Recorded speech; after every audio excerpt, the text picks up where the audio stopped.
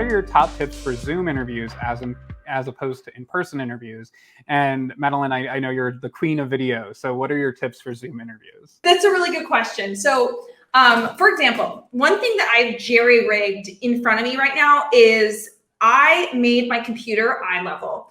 Now, my camera is typically up here. You would then be looking down on me, Andrew. It creates a strange dynamic between you and me and everyone watching if your camera is in different angles. If you look down on me, it actually appears like I am at a lower status of you and maybe not as respectable. If I look down at the camera, it almost feels like I'm looming over you and I feel intimidating or not friendly. And so weird dynamics like that, you really have to pay attention to in the video interview. Also, I really don't like video interviews compared to phone and in person because there's just so many other forms of bias that come into place.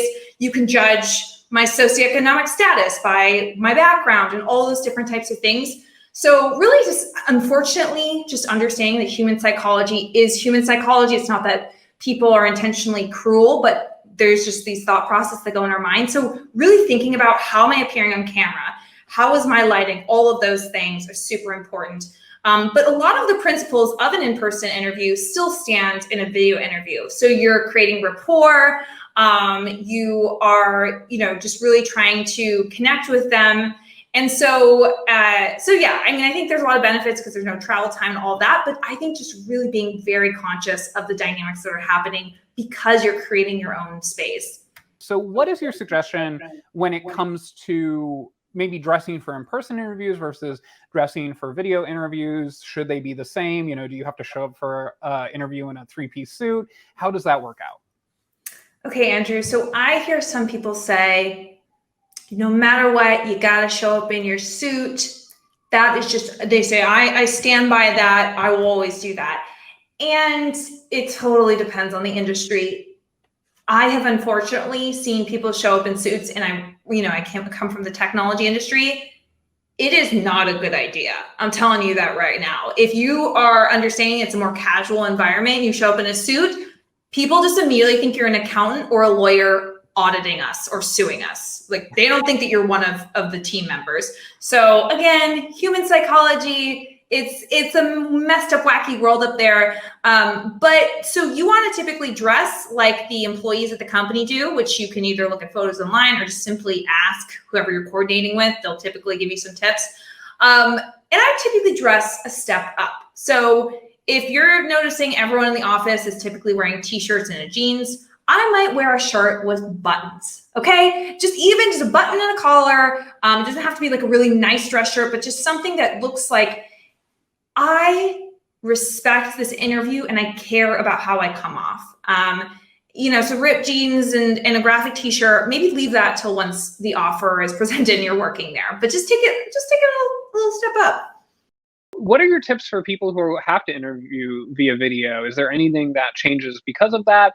I don't think necessarily the content may change that much, but what do you tell your clients and tell people? Yeah. Thank you for inserting that. The content doesn't really change because that saves me from having to address that. The tips we're giving you and the tactics you're learning, use those. With video, there are a lot of things you can do. And I won't go into all the simple things like make sure your setup and all that good stuff is okay. But there are a couple things about video interviewing that I think really, they may sound silly and they may sound easy, but I guarantee you these will set you apart. So I think there's a couple things. Number one, you want to be in the frame, right? You want to be in a good setup. The light goes on the opposite side of the camera. Even if you don't have great video, audio matters more than the picture itself. But if you can get some lighting on yourself, that will help. And if you can get decent audio, that will help. And if you don't, it's not like you need to go out and buy lights. If you just put your computer in front of a window, hopefully you're doing this in the daytime, that will be good enough. And you want to just make sure that you're in the frame. But the most important thing that you should do in a virtual interview is when you're responding to the person, go directly in through the camera. So it's okay, just like Andrew and I are doing here. When he's talking, I'm looking at my screen to watch him because it's giving me more sensory cues. But when you're speaking to somebody, you want to go directly in through the camera. And you say, well, Andy, I don't talk through a camera a lot. I didn't either. So one of the things that I would do, hey, it's Thursday. If your video interview's next Friday and you got 8 days, for 5 minutes a day, can you open up your laptop or your little webcam or whatever and just practice getting comfortable with that? Because what you don't want to do, which you probably see a lot of people doing, is they're having conversations with themselves before they're and then they're saying, okay, to say this and then go through the camera instead of just, I don't know how many of you are here right now in the chat. And I know Andrew's there and I could see him in my peripheral vision. But I know we're having a conversation, or I like to think so. And in an interview, give them your response. It'll be way more engaging, right? Use good packaging in your responses. And then when they're going to talk, just look down at them and see what they're doing. And I think that would really help. I mean, this is not new. A lot of you guys have been doing this for a year, but those are a few simple tricks to really make it better for you and how you look. Yes. So the same advice applies in terms of how you communicate your answers. You want to structure it. The pre-work we talked about all applies. But a few things in terms of what you do when you're actually in the virtual interview, when you're in the box, like I'm in this box now. Some of it just has to do with your nonverbal presence. You want to make sure you fill up half the screen. Many people sit so far away. They look distant. It doesn't look like I want to be part of this conversation. So fill half the screen with your body. I have a 4-finger rule.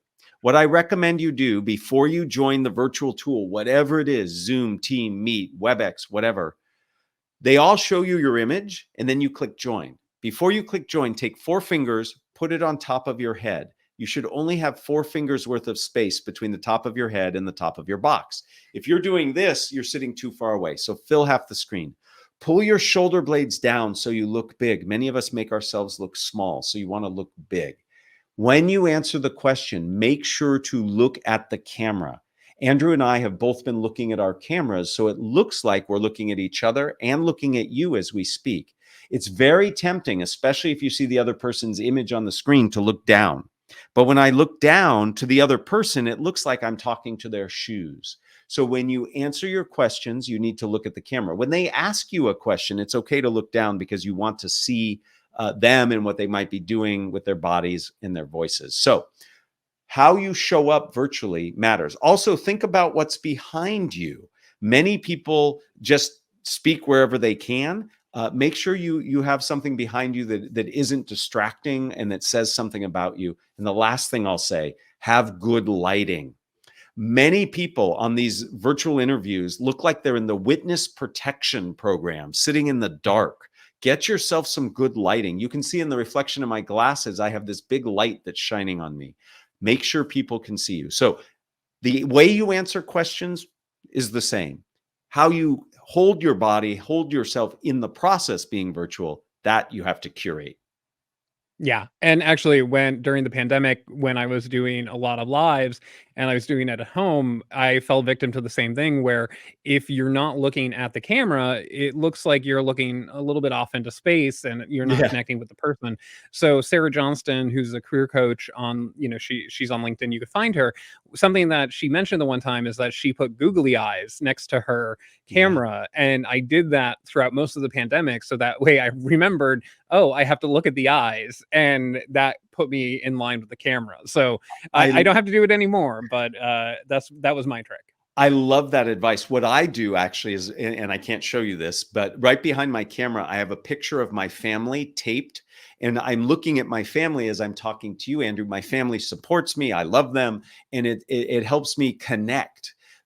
There's a dear friend who also teaches people how to do this. Her name's Karen Reed, and she has this wonderful saying: the camera is the portal to your people. And when you think of it as simply a channel through which I connect, it changes the way you approach your communication completely, rather than thinking about this is some device that's in between me and them and getting, if you just see it, it's a conduit. It's just the way that I can connect. It changes your perspective and it makes it more inviting to look at. Thanks for watching. Some great advice there. Hope you found it useful and informative. If you're looking for additional guidance on your career journey, click the buttons on the screen to see the next video in the series, or watch the full-length episode for more tips. Both videos are also listed in the description below.